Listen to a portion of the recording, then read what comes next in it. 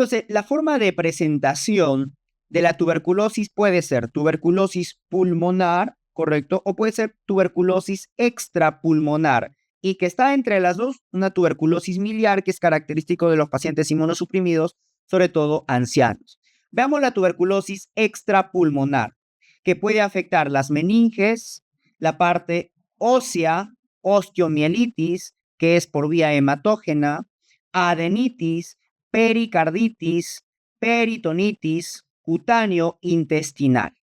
Si te preguntan cuál es la forma de presentación extrapulmonar más frecuente de la tuberculosis a nivel general, es la adenitis. ¿Correcto? Esa es la manifestación extrapulmonar más frecuente de forma general. Pero en nuestro medio es la afectación pleural que te puede dar un derrame pleural característico. El paciente viene con predominio linfocitario cuando tú le haces el estudio de líquido y el ADA elevado, predominio linfocitario, ADA elevado, y también por ahí puedes encontrar el LDH elevado, es característico de un derrame pleural tuberculoso, ¿no? Que en nuestro medio es la presentación extrapulmonar más frecuente.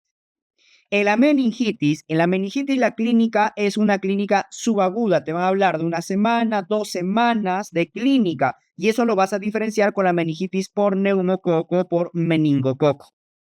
Te va a producir parálisis de pares craneales, parálisis del tercer par craneal, del cuarto par craneal, del sexto par craneal, tuberculomas, clínica de meningitis, característicos sus signos meningios, dolor de cabeza, cefalea, ¿no? Rigidez de nuca y sus signos meningios. Secuelas 25%, típico hipertensión intracraneal con afectación romboencefálica. En el líquido cefalorraquídeo, como toda meningitis, tienes que pedirle su punción lumbar, vas a encontrar pleocitosis linfocitaria, glucosa muy baja, aumento de proteínas y es rentable el PCR.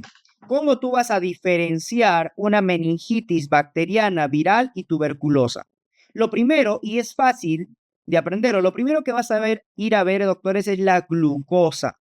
Antes de ver la celularidad, ve la glucosa. Si tu glucosa se encuentra normal, tienes una sola etiología, es viral, ¿correcto? Pero si tu glucosa se encuentra disminuido, puedes estar ante una tuberculosis meningia o puedes estar ante una meningitis bacteriana, neumococo, meningococo, ¿correcto?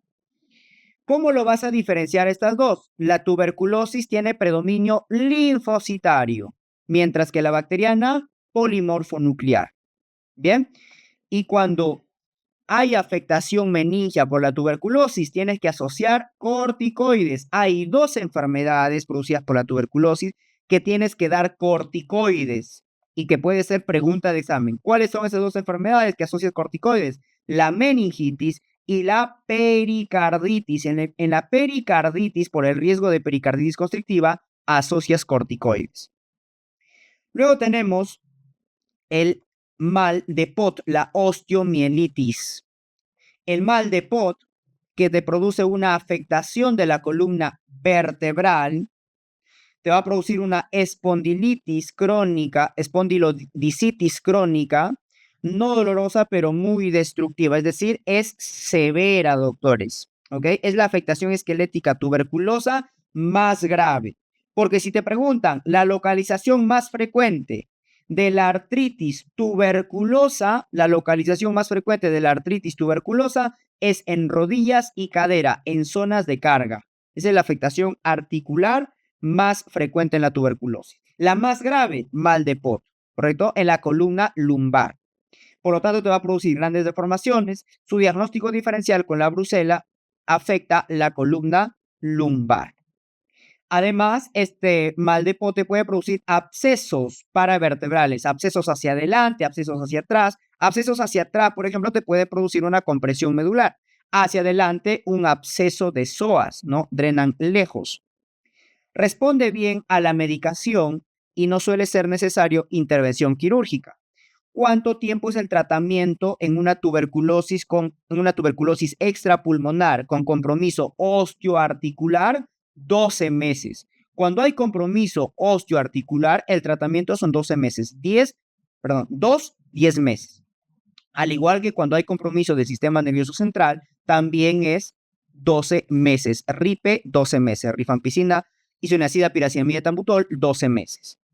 La adenitis, ya mencionamos que es la manifestación extrapulmonar más frecuente. En Perú, acuérdate que es la pleural. Típica en pacientes VIH y niños, se va a presentar la llamada escrófula en el cuello o adenopatías generalizadas, gomosas, no dolorosas, fistulizan a la piel, drenan material gaseoso. Como estos, generalmente estas adenitis no son producidas por el Mycobacterium tuberculoso, sino por el MAI, por el Mycobacterium avium intracelular. Por eso que responden mal al tratamiento antituberculoso. Entonces, ¿qué debes hacer como tratamiento? Es indicación acá el tratamiento quirúrgico, ¿correcto? Intervención quirúrgica.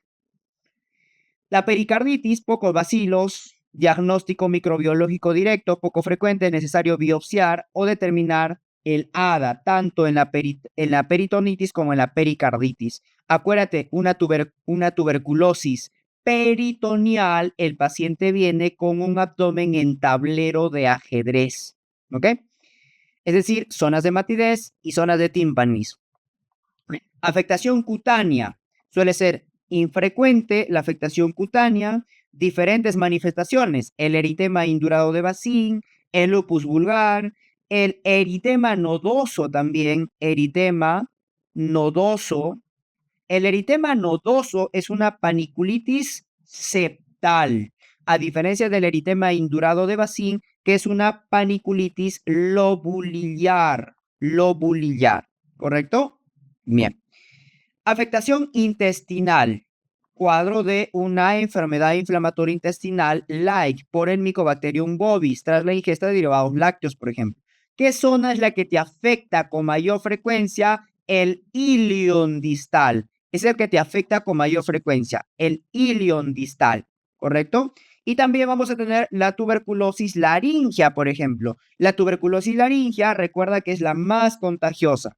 La tuberculosis urinaria, la tuberculosis urológica, afectación genitourinaria, que se ve en otro apartado, para recordarte tu triada de Colombino. La triada de Colombino, ¿en qué consiste? El paciente tiene una orina ácida, aséptica y piúrica. Una orina ácida, aséptica, es decir, sale urocultivo negativo en los cultivos normales, porque si le pides un cultivo de Lowenstein, Hense, te va a salir positivo, ¿no? En los cultivos convencionales te sale negativo, por eso es aséptica y piúrica, ¿correcto? Esa es su triada de Colombino en la afectación genitourinaria.